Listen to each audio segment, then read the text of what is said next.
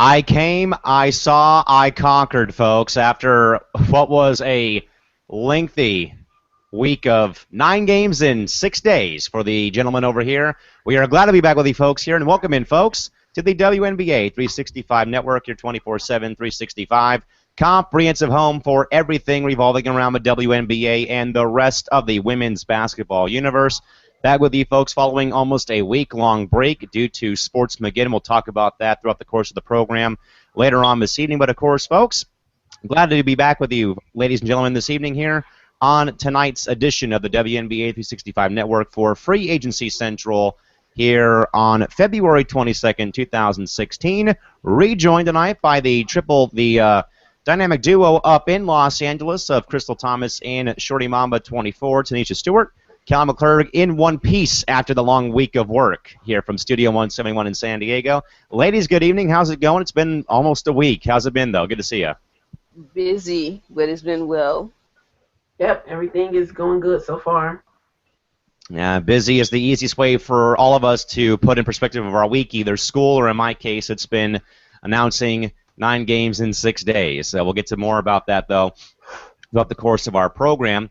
Back with you folks here again, as we said, and of course, folks, we have plenty of time here to, of course, kill. We'll get you caught up as well on free agency. We'll have a lot of things planned for the night. We'll get it caught up on free agency, some college news, and also a pretty cool interaction I had to have a couple days ago, and also big plans for Wednesday night. We'll have more about that coming. But, of course, folks, Twitter is open for you folks at WNBA365, at CallumMac3, at ShortyMama24, or at Pup1010 with the hashtag WNBA365. Or if you're viewing us live, which we got 6 people watching us right now, please hit up the live chat box and we'll get to your commentary during the course of our program this evening. Well, Shorty, starting with you, we missed a lot, but not a whole lot, though, in regards to major names signing any contracts. But we can, though, go back to the 17th of last week when 2 teams made moves. The LA Sparks and Phoenix Mercury all made moves on the 17th, which, of course, starting with LA, of course, was the move that we were also kind of waiting for with LA. As we said,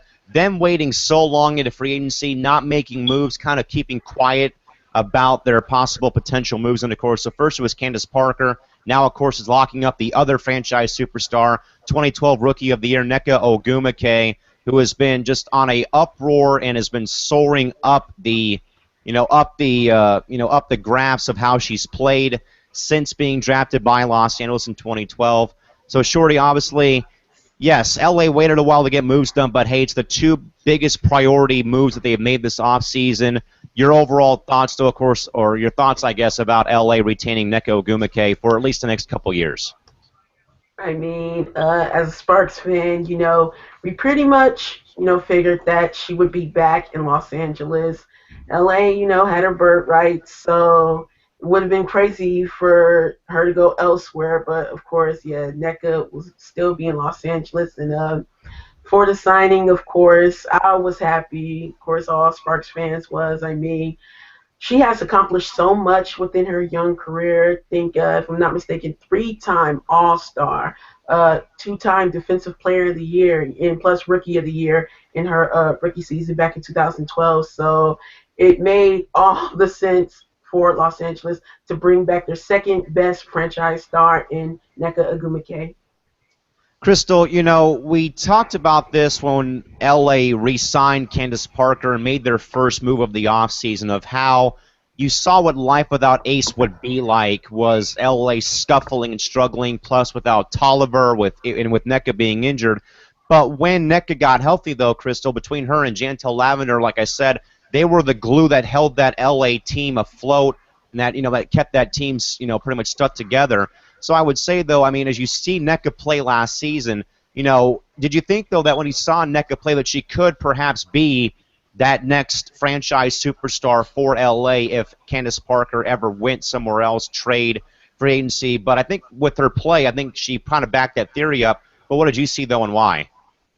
You're scaring a lot of LA fans when you say, that with that theory that you just wrote. You can have a lot of people like, what do you mean, Callan? But I do believe she could be a star player. Not only if something like that was to happen in LA, but she could be a star player anywhere, which is why I'm glad LA re-signed her, because if Nneka was to go somewhere else, she'd definitely be a star player right away. They would rebuild a team around her right away. So for her to come back to LA, which I think we all knew she was going to come back to LA anyway, I figured they were just trying to give her time to play her season overseas out and then sign her. Like, I'm pretty sure they did, but I think this signing isn't a surprise for us. Shorty, some other teams that we've seen so far, they have, either picked up scrap pieces off of the, kind of, out of dumpsters and out of other places where you can pretty much find players for rentals over the offseason. But it's that way every year though. But when you see the Sparks and even Phoenix and even other players or teams, I should say, re-signing marquee players, with their first couple moves, mostly with Los Angeles, Shorty. Now that you've got your two, key components, locked up for the season and into the next couple of years. Now that you're going to have Parker full season, Agumake under contract now for the next 2 to 3 years perhaps, if you're Brian Agler, how much are you kind of, rubbing your hands together saying, where was this at in 2015? Well, the answer to that is, so many things went on during last season. I mean, injuries, number one, the injury to Nneka Agumake, and then the multiple injuries that then happened to Candace Parker over the years, which led to the resting period in last year. So those are the two things that basically got in the way of what could have been last year. But now that Los Angeles will have their core pieces again in Parker, Agumake, and Tolliver, throughout beyond that whole Olympic ordeal. And that overseas ordeal with this Slovakian national team, now he can really put his pieces together and put his finishing touch on this team. And last but not least, I want to quickly clear up a mistake that I stated earlier when I said that Nneka Agumake won Defensive Player of the Year. My mistake, incorrect. Actually, she was two-time All-Defensive WNBA team, not Defensive Player of the Year. Those awards and those titles belong to Brittany Griner, not Nneka. So I just want to clear that up.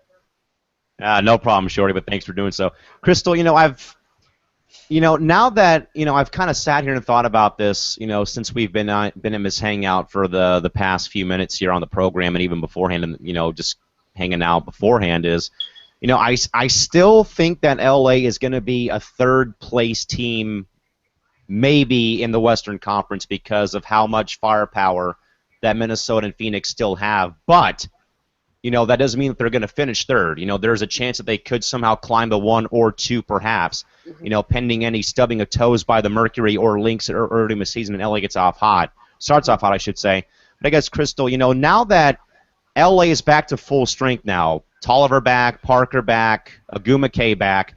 In spite of what it may look like above them right now with PHX and Minnesota looming large and as the possible contenders to meet once again in the conference finals, where does LA in your mind kind of rank right now in the Western Conference standings? Because there is a really good Dallas team, and yes, there is a couple of teams rebuilding in Seattle and San Antonio, but where does LA with a full squad back under Brian Agler in year 2, where will they probably rank right now in your mind right now during the course of the offseason going into training camp very soon?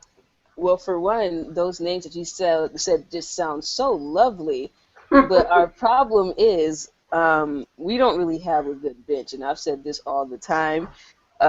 We can make it, but we don't have a bench that, our bench is just, in lack of a better term, it's garbage. We really don't have, we really don't have good players that can come off the bench and give our starters rest, and I think that's been the biggest issue with LA for the past couple of years. Now, if we do, which I believe we most likely are going to get Dabovic back, like that would be a player that we could come off the bench, but that's just one player. I think LA could do well. They showed glimpses of it last year. I mean, they some kind of way they squeaked in the playoffs. I mean, if this format was last year, there was no way that they would have got in. But I think if they can get a good bench, and if they, we already have the core. So I think if they can get a good bench and they can keep the core playing well, then I think they can possibly be pretty well next season. Jordy, what do you think again? I think that right now LA is a possible third place team again, but the wings are looming. You pretty much know that PHX and Minnesota will be up in the top 2 of the conference, 1 or 2. Like I said, there's things can happen where LA could somehow get hot at the start of the season, move ahead of those 2 teams. But realistically, I think they're third. I just think that right now that, yes, the core is back in place, like Chris said, though. Got to get some players on that bench. Dovovich possibly coming back, but of course the Olympics also loom. But Shorty, what do you think, though? In spite of all the factors that LA went through last season, now that they're kind of back to full strength, and in spite of how good the Lynx and Mercury have been the past couple seasons, where do you think LA ranks right now in your mind? I'm going to say that it depends. It depends on so many factors. I mean, initially in my mind right now, just based off of last season, LA is a 3rd or 4th seed team in the conferences now that there's just one big conference instead of divisions now. But they are, I could say, somewhere, like I said, between 3 and 4. Of course, it will depend on what happens within our conference.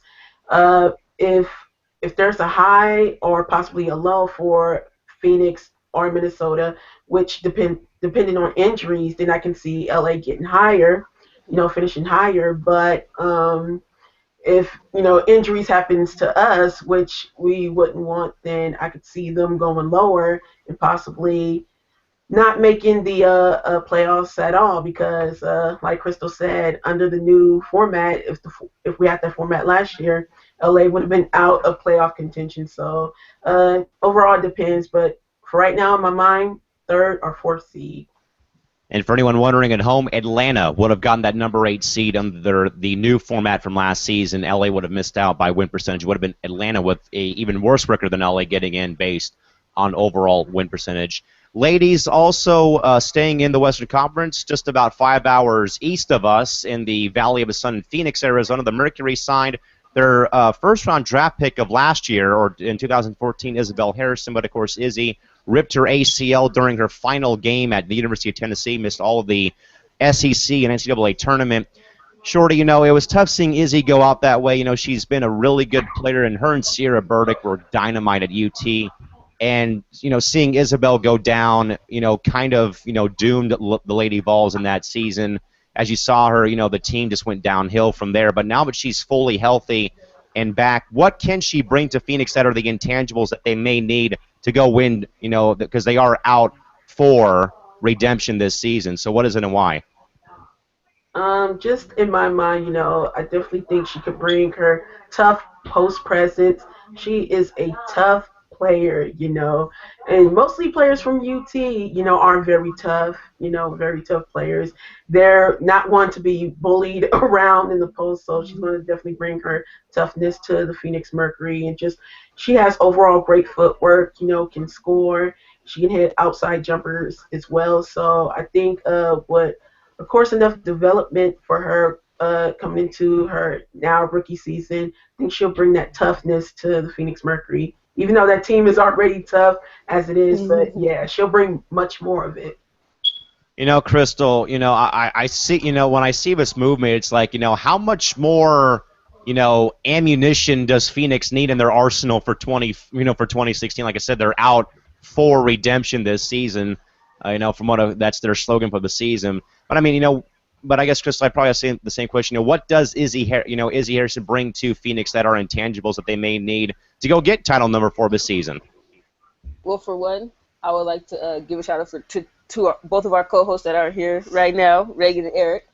And second, like you said, I mean, Phoenix is tough. That's kind of scary. When I saw that yesterday, I was like, dang. I mean, yeah, technically she'll be a rookie. We don't know how she will transfer to the WNBA, and plus she was out with that injury. Hopefully it's a great transfer because, like Shorty said, she's tough, and I would love to see what she could bring to Phoenix.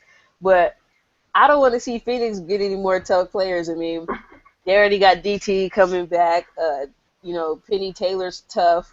BG is tough. Like we said earlier, BG keeps winning Defensive Player of the Years. You just can't. You there's no way you can get past that. I mean, BG's so big, like you have to trip her or something. That's the only way that you can get to the lane freely. Not saying that that's how you want to play basketball. I'm just saying. Untie the shoelaces. pretty much. But I mean, it's just they're scary. I mean, I said this last year that Phoenix was scary. I mean, they're one of LA's biggest rivals, and I'm not looking forward to those games. I don't know. That's a little. I'm a little bit nervous for those. Those might be the games that I kind of watch like this. Like when you were a kid and you watch scary movies, that's how I'm gonna watch the game like this the whole time. Like that's how I'm gonna watch those games this year. Yeah, I'll dread the Phoenix LA game I go to if I go to one, but if I go to Phoenix, I mean I'm in for a treat when I go to the Purple Palace this season, aka TSRA. Of course, guys, the big news earlier today, though, of course, was the full re-signing finally by the Dallas Wings of Glory Johnson. Like we said, guys, of course, a lot going on, of course, with that issue. It has been ongoing and ongoing since last year's offseason. Shorty, though, I do understand, though, that Glory Johnson will have to serve that 7-game suspension, though, for the altercation during the offseason. But, Shorty, in spite of all the stuff that is around Glory with the kids and the offseason, I mean, in spite of all that, though, and we know, though, that we've seen other players in the WNBA come back from pregnancy. We've seen Lisa Leslie do it, Tina Thompson do it, Candace Parker do it. Shorty, I guess, what is the biggest hurdle, though, for Glojo coming back from the pregnancy this season in your mind?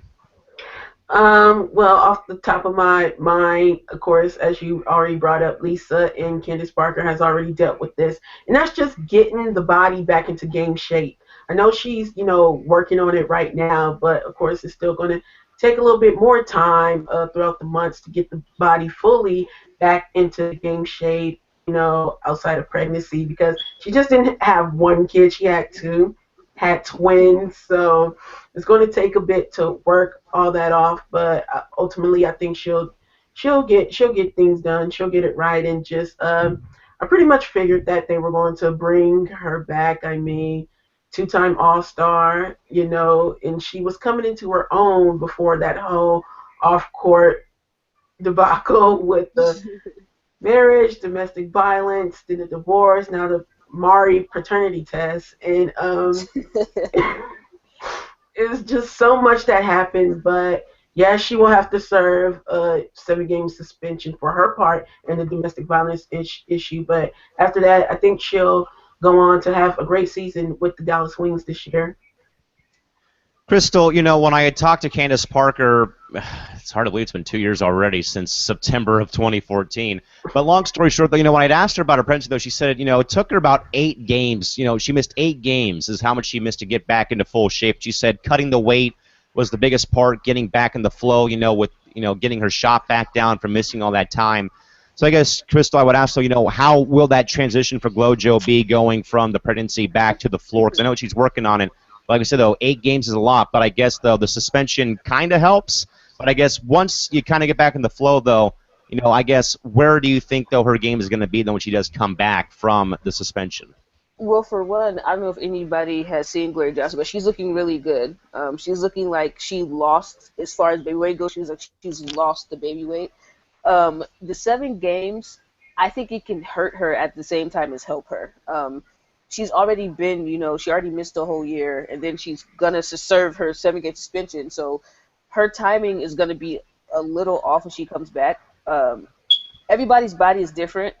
It took Candace 8 games. It could take Glory 3. It could take her longer. So as far as that, we're not really sure. But I think once she does come into her own, she's going to be a tremendous player for them. And now that you know how much they trust her down there, after all that's happened, after her missing training camp, after, the whole off-season situation, now that you know that they still have a lot of trust in her, that she could possibly be a key player for their team.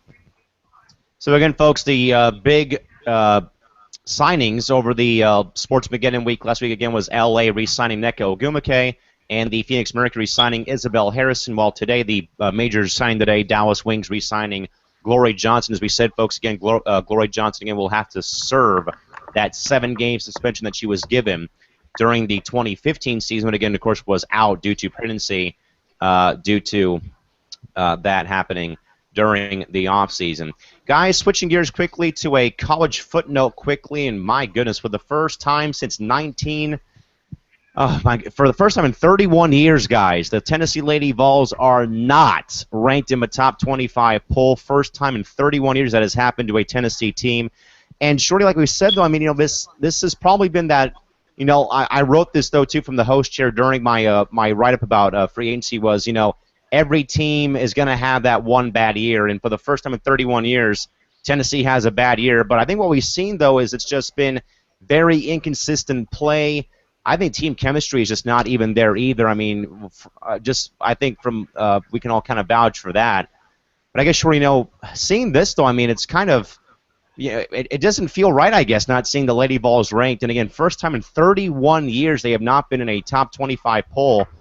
Shorty, I guess your thoughts about seeing this, because this is something that we've not seen in quite some time, obviously. But what do you think?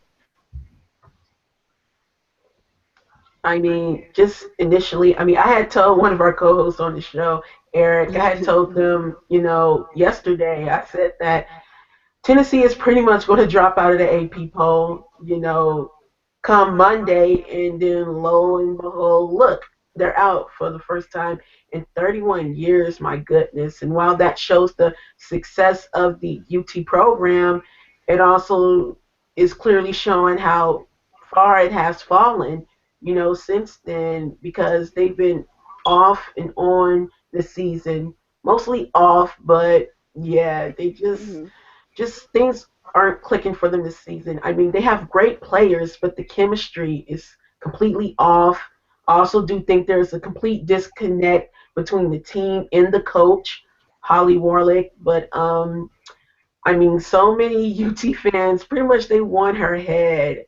And I follow a few on my Twitter account. They want her out of there completely because they're pretty much uh, they pretty much have her, in their minds, ruining the legacy of what Pat Summit has built. But I'm just not sure if fully replacing her would be the answer.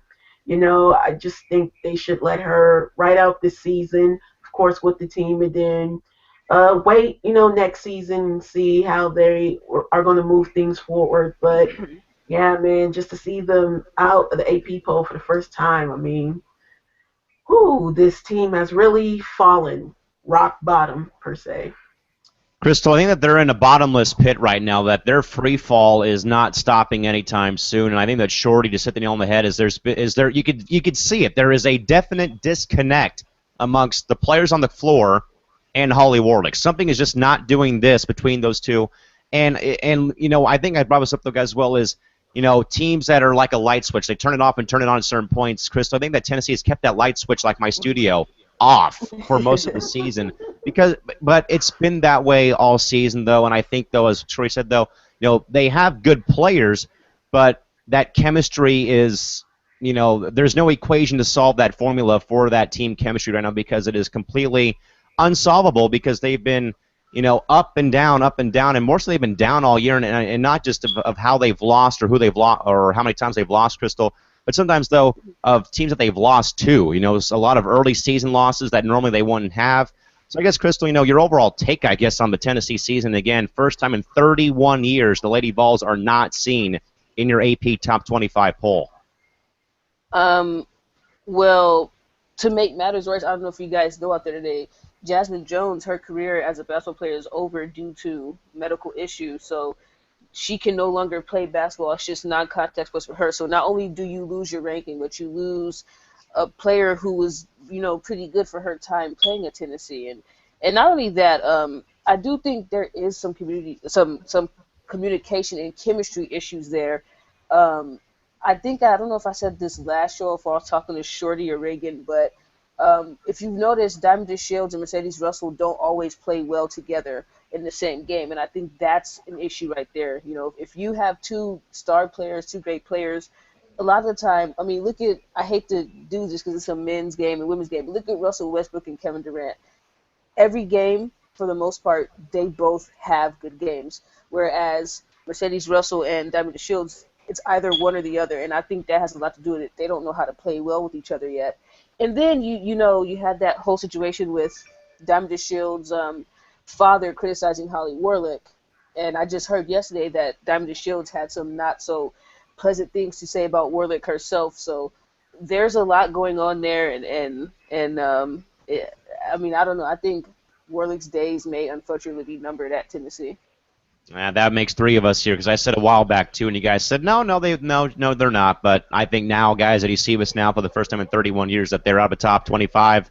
Yeah, those days for Holly Work are probably numbered. But again, Tennessee for the first time in 31 years, they are not ranked in the AP top 25 poll. Guys, we missed this story. I missed it. I apologize deeply, but there is a new commander-in-chief in the WNBA front office. Lisa Borders is now the new WNBA president, the formerly working in the Atlanta City Council, plus also a shareholder and worker with Coca-Cola, but also was a longtime Atlanta Dream season ticket holder. So, Shorty, okay, so we're going from Laurel Richie, who had no real experience of basketball, to someone that actually has gone and attended these games.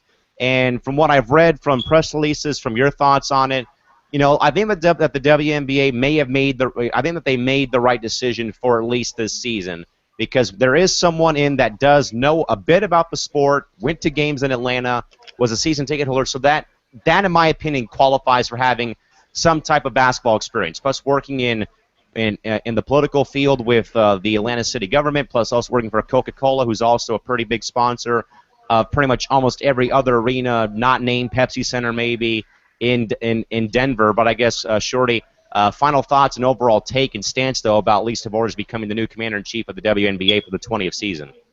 I did do a write up on Lisa Borders for our, WNBA 365 site, and just looking at her overall resume, I think she's just so impressive. I mean, she's been a part of organizations. She was a vice president, and I think councilwoman of the city of Atlanta. She also, back in 2008, was a part of the group that helped bring a WNBA franchise to the city of Atlanta, which eventually became the Atlanta Dream. She was she was chairwoman of Coca-Cola, uh, the Grady Health Foundation, and just so many organizations.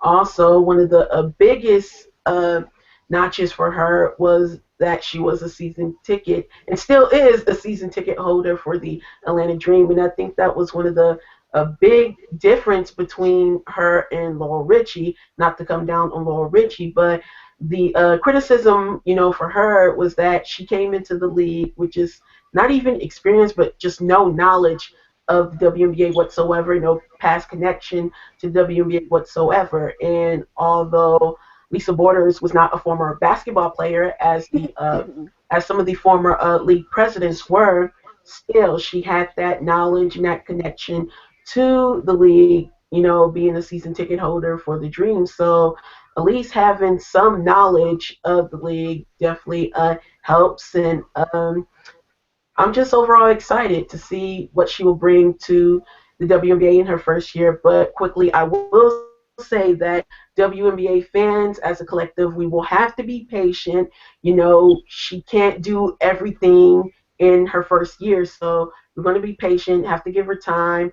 I think ultimately she will help with bringing more sponsorships, more attendance in TV, television revenue, and things like that. But we will have to be patient and give her a chance. Crystal, with Lisa Borders coming in again as the new WNBA president, again, a lot of great things that she's done, but of course, it helps in my take, and I said this as well again, with Laurel having no experience, being a fan or a season ticket holder, in my opinion, as Lisa is with the Dream, that qualifies as some type of basketball experience. And again, I think they got the right person in charge. But again, like Shorty said, Crystal, and we got to remember here, she can't do everything we want year number one. It's going to take time to have all these done.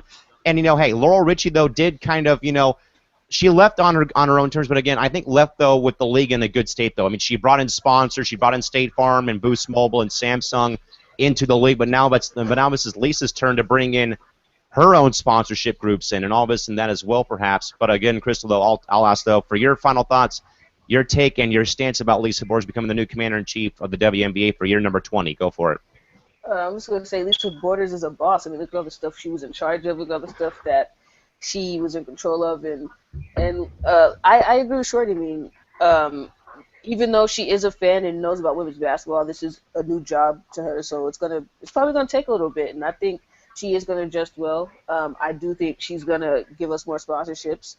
I hopefully there'll be some more teams. I mean, we don't really know. I will say, people are probably upset with Laura Ritchie, but her tenure there was never a team loss, so you have to give her credit there. I mean, not to shame the other, presidents, but there were a few teams lost when Donna Orander was there, or when I can't think of her name. The woman before. I Val can't think. Ackerman. There we go, Val Ackerman. Man, old school right there. A lot of people probably like, who is she talking about?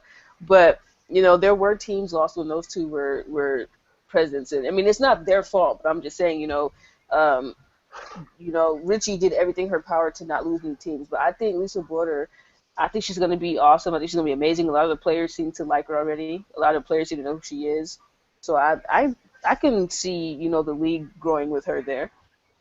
Yeah, so again, folks, Lisa Borders named the new WNBA president effective a few weeks ago, but again, we are barely touching the story today, sadly.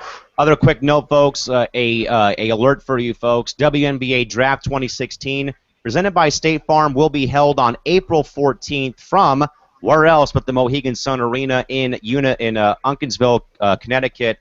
Seattle owning the top pick in the draft with the Connecticut picking 3 and 4.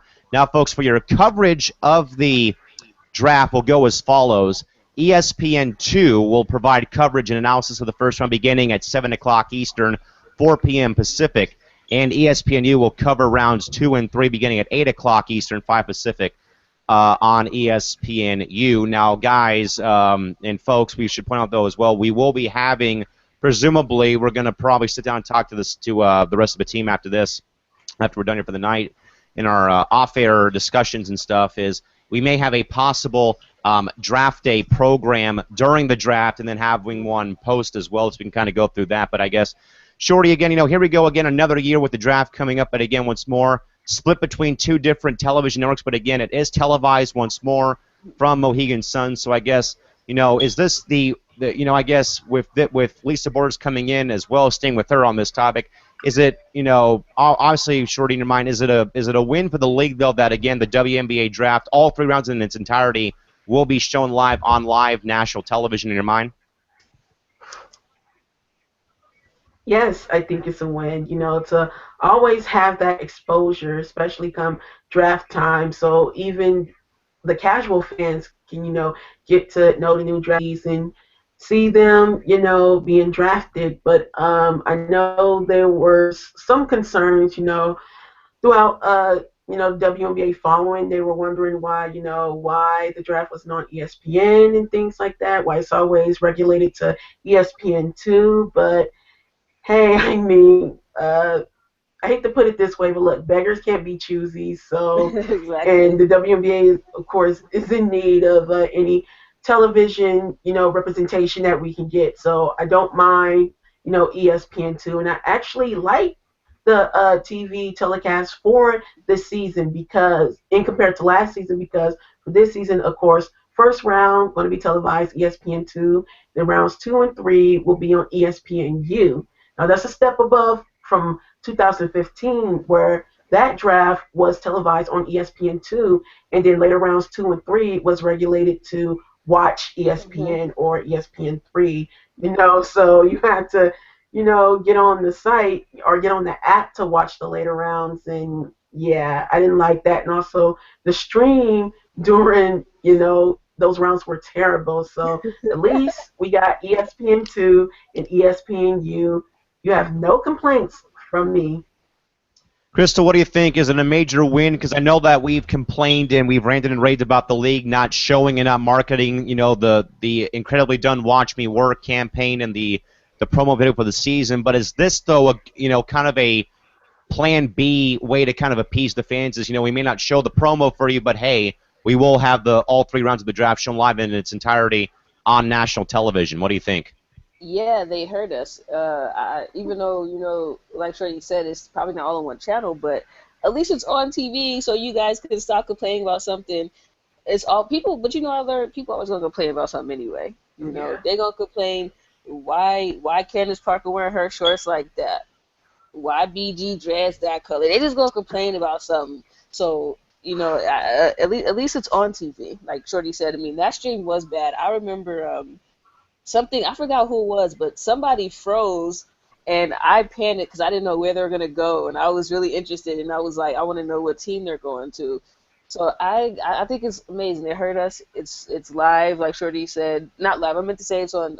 Well, it is live, but it's on ESPN. It's on TV, and like Shorty was saying, a casual fan could just see like, oh, okay, I didn't know they were going here and going there. And quick side note: if we do have an on-air hangout, just know that I'm going to be cheering if a certain someone gets drafted, because I will be very proud to see, well, two people, I'll be very proud to see how far their skills have went, and how far they worked to get there. Don't worry, Crystal. That was me in 8th grade in 2008 when two people right up here next to me got drafted 1 and 3. So feel free to flip out and go crazy. But again, folks, April 14th, WNBA Draft 2016 from the Mohegan Sun Arena in Unkinsville, CT. Catch it again live on television. Round 1 on ESPN2 at 4 o'clock Pacific, and round 2 and 3 on ESPNU. The draft in its entirety on the ESPN family of networks coming up on April 14th from the Mohegan Sun Arena in Unkinsville, Connecticut. Guys, a Olympic story. Now, as we know, though, that there is training camp going on right now for Team USA in, of course, where else but Yukon, of course, up there in the Connecticut area. But, guys, a bigger story, though, developing in the women's sports world with the Olympic Games, of course, is the comments made by U.S. women's national soccer team goalie Hope Solo about the scare, though, of the possibility of her possibly not going to the games due to the possible threat of the Zika virus, which, of course, has now been confirmed in the U.S. We have had cases in California. We've had a few down here in San Diego. But, Shorty, obviously, yes. And I've pondered this a lot, though, I think it would mean a lot for the women's sports world and the soccer community, which I'm a part of as well. If it would mean a lot if the U.S. women won the World Cup and won the Olympic gold medal, in a year's span, because I think that would just continue to keep boosting soccer up on a level. But I think, though, that in this case, that maybe just this once, that life may weigh more than a bronze, silver, or gold medal, because this is a pretty severe disease being spread in the Brazilian area. And, of course, we've already had, guys, we already talked about Olympic problems once already on the network here, of course, with the the facility's not being built yet. There's no air conditioning for the Olympic Village. But I guess, Troy, this is just one more thing to pile on the plate of Brazil, which already had a bad rep in 2014 for how they handled the men's FIFA World Cup with incomplete stadiums, workers dying on the scenes from cranes falling over or crane incidents going on.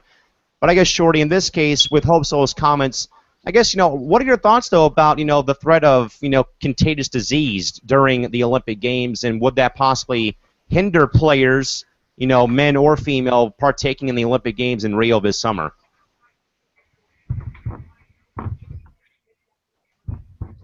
For starters, my connection is acting up again, so bear with me here, but it's all Crystal's fault. But okay, so what's your question in regards to the Zika virus?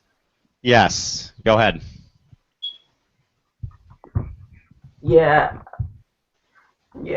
connection problems. But yeah, I don't know why it started tonight, but yeah, just the thing with the Zika virus. I mean, you're right. I mean, Brazil has been hit with one thing or another. First, it was venues not being set up properly, and then now viruses going around, and it's oh goodness. Hopefully they don't be hit with any more bad luck before the Olympic Games start. But just hoping that everyone who is going to be attending the Olympics are safe. Hopefully get well vaccinated. Check in with their doctors or physicians or whatever the case may be, and just hope that everyone is a signal of health, because the last thing you want to catch is a deadly virus. And I am unaware as to whether it may be curable or not, but whatever type of virus it is, just hope everyone is safe. And once again, check in with their doctors from time to time, make sure they're clear. Crystal, from what I've seen on the world news or on my local news affiliates here, is that, this isn't is we're not talking like the swine flu, H1N1, Ebola, or anything that severe where it could possibly kill you perhaps. But this is more so for these women, more so, Crystal. This can cause birth defects for their child, and we know that Sydney Leroux, who is not going to be playing for Team USA this year with her pregnant child. But I think though that Crystal, my mom and I were talking about this a few weeks ago, and she was saying that she would not blame Hope Solo for not going because they may want to have kids eventually, and the last thing you want to do is get this disease and then have your child born with somewhere with a birth defect. And Crystal, like I said, I mean Brazil has been plagued with so much bad luck since 2014 between the cranes and the incomplete stadiums for the World Cup of the men in 2014, the death of all the workers dying on the premises of the facilities, and now this with the Zika virus plus the problems for the Olympic Games down there. I guess Crystal, I would guess I'd ask you, why does the IOC or FIFA or any global sporting agency or government continue to give these countries like Brazil, not knocking them, but why do they always seem like they give these countries that have these problems, all these marquee sporting events, either the Olympic Games or the World Cup? Well, for one, it seems like Shorty popped back in. I believe it is curable. They just said there is no way you could really prevent it, but I believe it is curable. Second, this isn't Brazil's first issue, like you guys have said. The way they treated the homeless for the World Cup, the venues not being done, and don't forget the water is contaminated too. They were thinking about not even doing a lot of outdoor sports such as rowing and their triathlons because the water is not really healthy for these athletes. So I think what it was is Brazil bid for it. They know how much money that it can bring to their country for hosting the Olympics, and I think they were just thinking dollar signs at that point and Hmm. wasn't really ready for the challenge. It wasn't really ready for the task at hand. So I mean, it's too late now, Olympic year this year, so you really can't go back and fix anything. So I guess Brazil's just gonna try to have to, as quick as they can, just fix everything, which I doubt is gonna be, very possible at this short amount of time. But like Shorty said, I would hope no athletes of any country, not just Team USA, would get sick. That's the last thing you want to see at the Olympics is anyone get hurt or get sick. This is a world competition, and yes, it's competition, but you don't want to see anyone get hurt from a potential deadly virus. Yeah, no, totally agreed. And Sheree, before we move away from this talking point, is you know, kind of evaluating here. Rio de Janeiro has the problems with the World Cup in 2014. They have the Olympic problems now in 2016.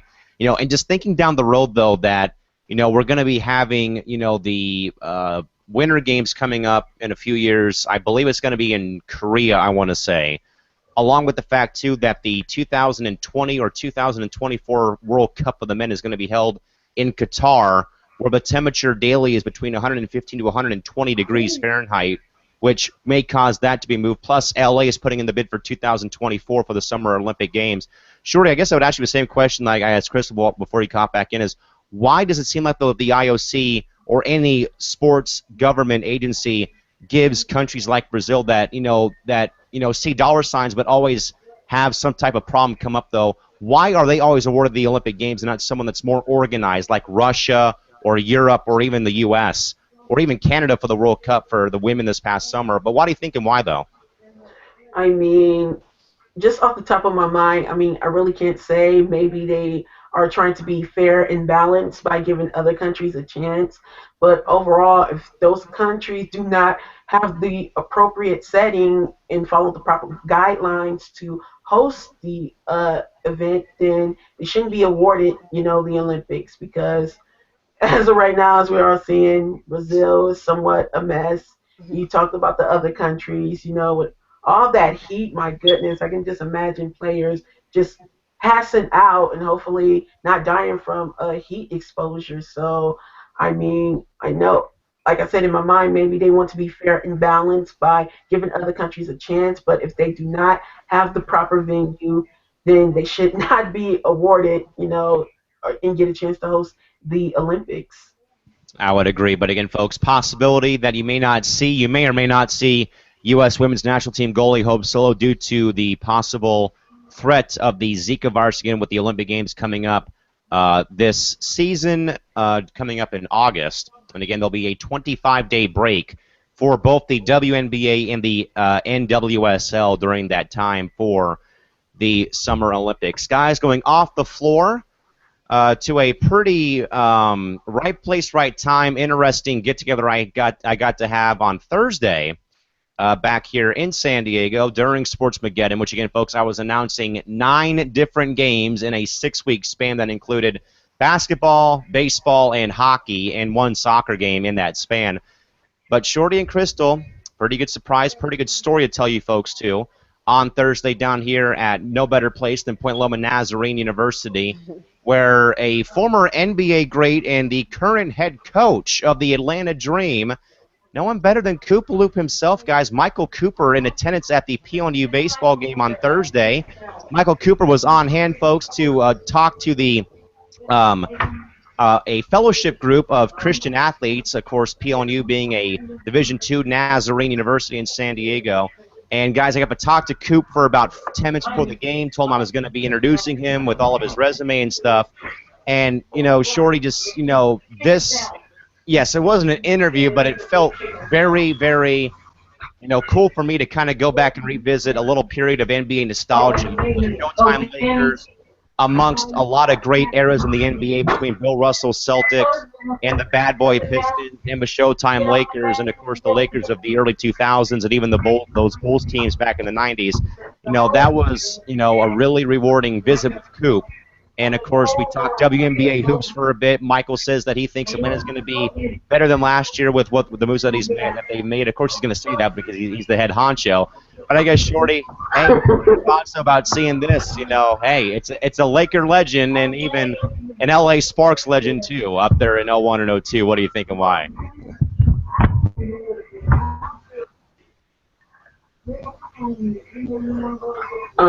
Excuse me, can you repeat the question? Connection problems. My goodness. Now, pretty much just, thoughts, though, about seeing Michael Cooper, Laker legend, Sparks back-to-back years, 01 and 02, but seeing him at a, very small Division II university in San Diego, he sees me, but plus, as well for what he's meant, though, I guess, to not just the NBA, but the W as well in your mind going forward, and plus, hey, Laker legend.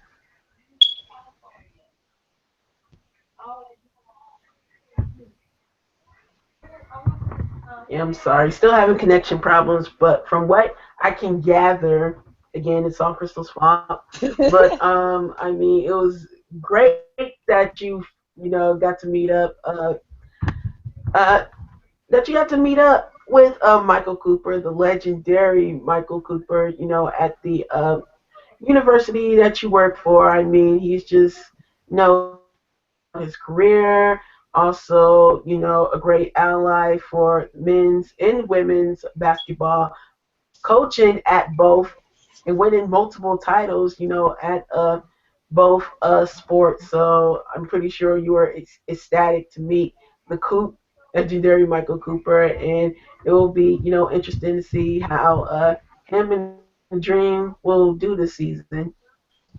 Crystal, when I had put the photo out on Instagram, I had, reiterated my statement of you never know who you may meet at a sporting event. That was the case with me when I was in Phoenix for the Mercury playoff game last summer, where I met Phoenix Suns #1 first-round draft pick Devin Booker at a concession stand line getting Chinese food at a baseball game.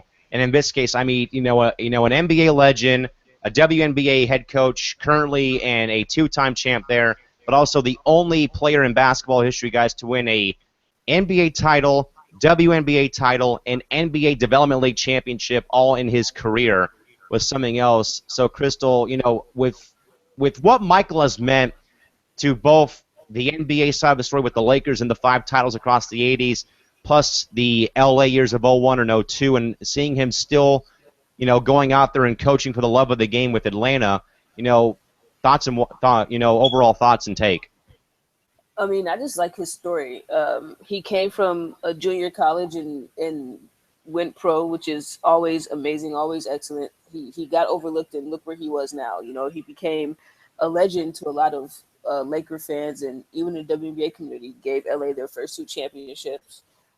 He came back from the tongue cancer that he suffered from, which was an amazing feat in itself. He seems like he's a really nice guy from what I hear, and I mean, of course, he would say Atlanta's going to be better. I really have nothing to say about that. I mean, I just don't. I mean, nothing bad or good. I just have nothing to say about that. I mean, that's a coach. Your coach is a real coach is not going to be like, well, our team's going to suck. I mean, no coach is going to say that.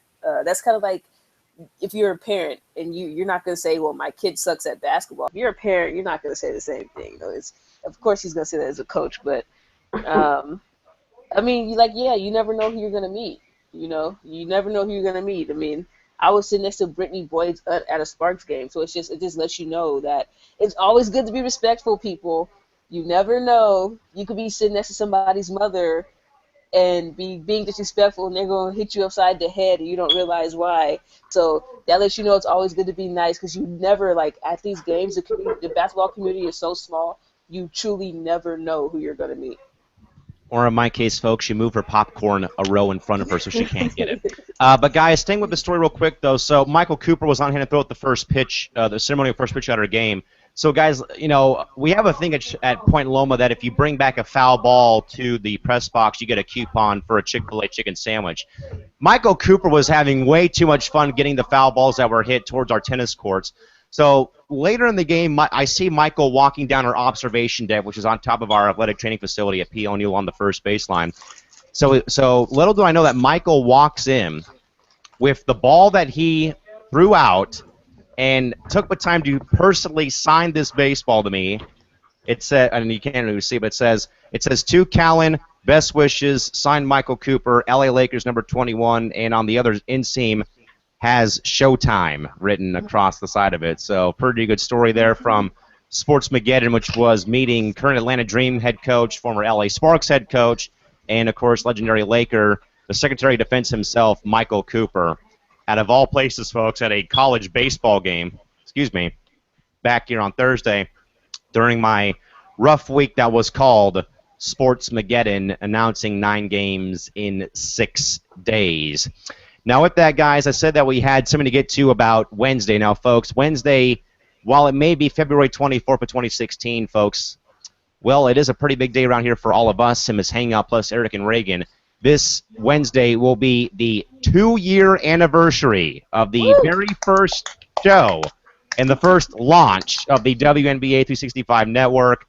Guys, I am still working on my story, but, you know, I have sat here in this chair for almost 2 years now and still think about show 1 where there was nothing in my room here. All the surfboard was up, but there was no interviews. There was no one to honor on the Wall of Fame back here. And, you know, me sitting here and thinking, you know, is this really worth doing? Is this really something that's going to get me far in my career? Am I going to be laughed at by the general YouTube and sports fan public out there? But to see what we have endured and what we have gone through, Shorty and Crystal, over soon to be 2 years between, you know, player interaction and fans watching and even having media members watching. We've had Sue Favor. We've had a lot of great people on this network that have joined us either via conference call, via the Hangout, via chat boxes, via Twitter.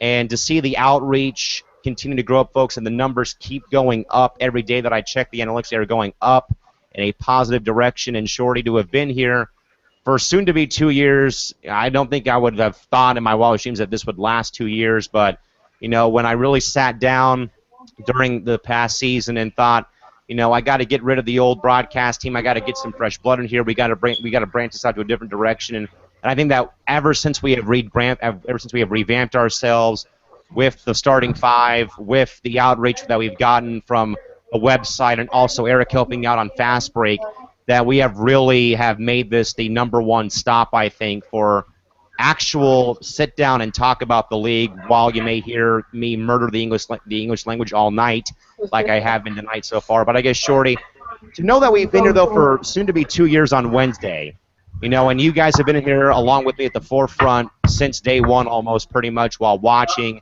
and joining me when I need you to fill in for what we did have and what we did endure during that first time. Shorty, I guess, 2 years on this, along with 20 years of the WNBA. What does that say, though, about the resiliency of not just the league, though, but I guess for me, I guess, sitting down, building this network from square one up to where it's at now, and that we've been here for over 2 years now, and we're still going strong. What do you think? I mean, it just shows, I think it's a testament to, our dedication, especially your dedication being the creator of this entire network. But I mean, it just shows our dedication as fans. Not sure if I should bring this up or not, but we're not getting paid for this. All of this is for free and for the love of the sport. So that's why we do it, and that's why it was created. To just give a league with little coverage. All the coverage that we can provide, because between writers and things like that, other writers for other networks and things like that, and possibly other shows or whatever the case may be. I mean, they get the coverage, but for a minor league like the WNBA, is always going to need more and more coverage, more and more exposure, and that's what we, are providing here to everyone with this show, this network, and with the blog coming up, and then the extra, social networks that we add on. I added on the Tumblr to this, and that's where, I mean, for the short months that it's been up, we officially have 4 followers for the Tumblr page. I just want to put that out there. But I mean, yeah, I mean, it just shows our dedication to this network, and definitely having fun, while sitting around chatting about our favorite sport, which is, in our favorite league, which is the WNBA.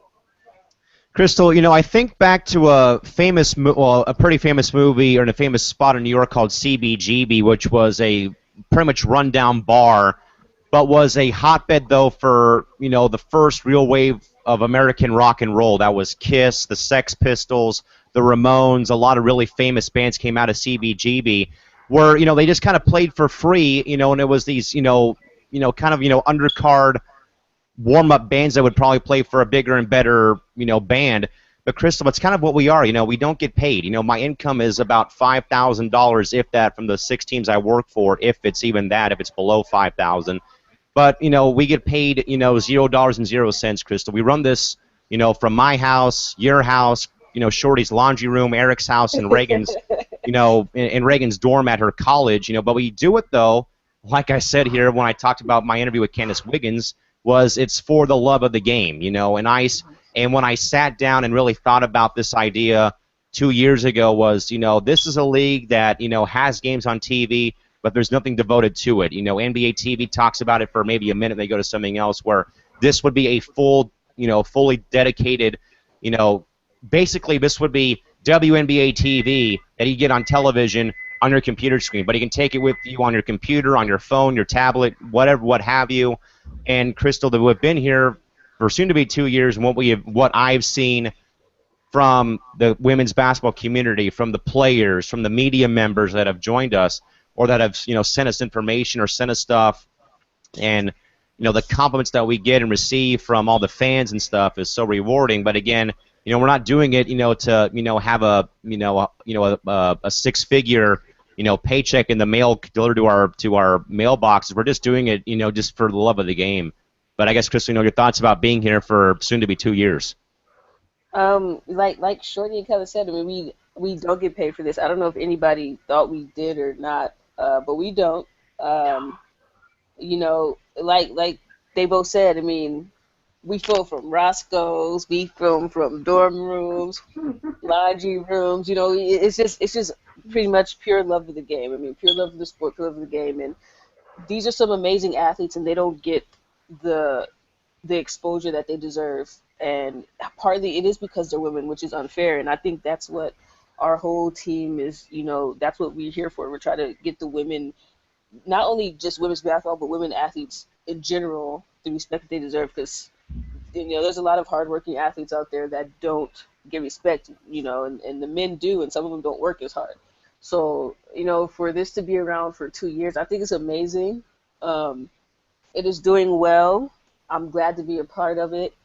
Um, I mean, I really don't have nothing else to say. I mean, it's just this here for 2 more years, hopefully more than 2 years, but here for I guess 2 more years. If I want it to be more, but I don't know. Like I said, I mean, I'm just happy that this is working out as well as it is.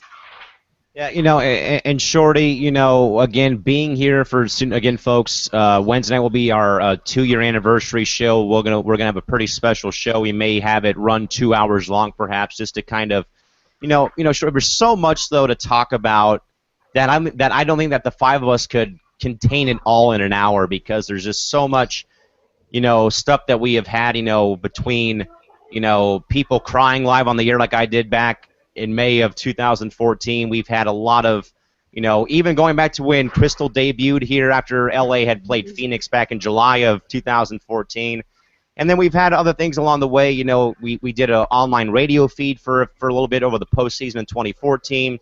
We had the petition campaign, of course, in 2014 that we were all a part of as well.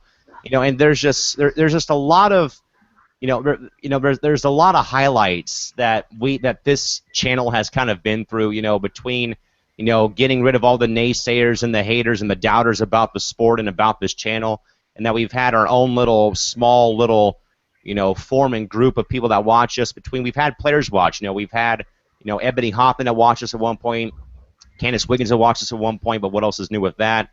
And then, I got a chance to, talk about my interviews with both Parker and Wiggins and Jessica Escorza, who I also had happened to see at my last basketball game on Friday as well.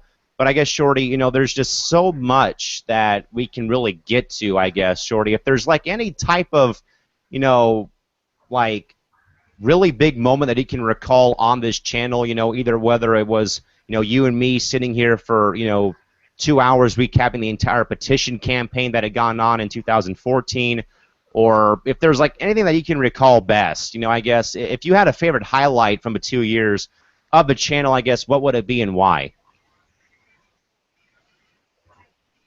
Yeah, there has been so many interesting things that has went on at work the past 2 years, but just off the top of my head, I will say all of the petition shows that were done. I mean, they were really great. You brought up Crystal's first debut on this network, which I really love. She did so great her first show. That's still one of my favorite Oh, shows of her, stop of it, hers. Her guys. very first show, because I'm pretty sure if some people don't know this story already, I was the person who convinced Crystal to be on this network. At first, she had some doubts, but she ultimately gave it a shot. And since then, we couldn't get rid of her. Now she's stuck to us like glue, or you know what? I Unfortunately, won't even say it. I'll just be nice right oh, now. oh. Crystal, But maybe no, I Crystal, mean that was Crystal, maybe definitely other than your debut on the network, there's like I said, there's been a lot that's happened. We've had, we've had you broadcast from Roscoe's, we've had you broadcast from the laundromat, we've had, we've had Shorty having, the Back to the Future Day, is still one of my favorites, but. But Crystal, I guess, other than maybe your debut or you broadcasting from oddball places in LA, what would your favorite network moment, I guess, be in due time? Oh man, there's so many of them. Because we have so much fun on the show. There's just so many of them. I would have to say the day that Grand Theft Auto was in Shorty's living room was probably one of my favorites. Um, I mean, there's just so many. I don't really know where to begin. I mean, I just don't have one show. Like I have a few shows that was favorites. I will say I think the day that we all froze is up there though because like everything kind of with just Callan stopped. froze. Oh yes, the show that you froze. That was a little bit that was funny too. But like I said, there's so many moments. I mean, just the jokes, the laughs, and yes, people. Shorty was the reason why I am here today, and I hate Shorty for it. No, I'm just kidding. I appreciate Shorty and Callan for it. I mean, like I said, there's just so much. There's just the laughs that we have, the interaction. There's just I just can't pick one. Guys, when I go to work my real jobs, it's, of course it's fun because it gives me a chance to, do what I do best and what I love doing. But, when there's an off night like tonight and tomorrow and Wednesday, and like 8:30 at night kind of hits is kind of when I kind of get like, tonight's going to be fun because, we may joke a lot, folks, but we somehow, some way get you all the big news of the day in the WNBA and the women's basketball world. In spite of people murdering the English language or all the language or all the gimmicks The and jokes we have names. go on here, I would Not probably knowing the say names. that maybe other than perhaps Back to the Future Day when we had the Grand Theft Auto soundtrack when Shorty was outside doing the show from outside her house on her front porch. I think, though, guys, that I knew that we had done something right the night I had the power outage down here. And the four of you guys, while I went and fought through cables and wiring and mouse traps in my, my electrical room, was the fact that you guys were able to keep the momentum going and, you didn't stop and freeze and, repeat the same spiel over and over again. But you guys were going to get to what I was going to get to next before the power had gone out of my house. And that was when I kind of knew, like, I made the right choice of dumping the old broadcast team and bringing you guys in because, as you fans out there saw, in spite of, the main guy being gone, there was four other people in here that were more than capable of helping me out when I was back fixing up my stuff. And I think when I'd frozen L.A., that was also a good one because I think you guys were all like, what just happened? And that was kind of like that first one, like, okay, this is awkward, but we'll still keep going. With that, though, folks, again, Wednesday night, February 24th, again, is the two-year anniversary of the WNBA 365 Network's tip-off show from February 24th of 2014. Of course, we'll be here for a 2-hour extravaganza recapping everything that has occurred across the entire 2 years, and also the brand new broadcast team as well included. But again, that is on Wednesday night, again at 9 o'clock, going 9 to 11, a 2-hour special again on Wednesday night back here from Studio 171, and we hope and I believe that we will have Eric and Reagan in for that special night show. But again, that is on Wednesday night at 9 o'clock p.m. for a special 2-hour show. We will not have any free agency talk on Wednesday, but we will have it for you folks tomorrow night. And then on Thursday, folks, if you will be up in the LA area, you can potentially catch both me and Crystal at the CSU Northridge men's basketball game at 7:30. We're going to be hanging out up there and discussing a few things, but again, that'll be on Thursday night at 7:30. I'll be there. Crystal is working on getting there, but again, we'll be there, or at least I'll be up there again at CSUN at 7:30 PST. Until tomorrow, folks, we'll quit while we're ahead. We'll see you folks back here again tomorrow night. Until then, for Crystal and Shorty holding down the fort up in the City of Angels of Los Angeles, California. Yours truly, Cal McClurg, holding down the fort down here in Studio 171 in San Diego. Until tomorrow night, see you then. Bye-bye.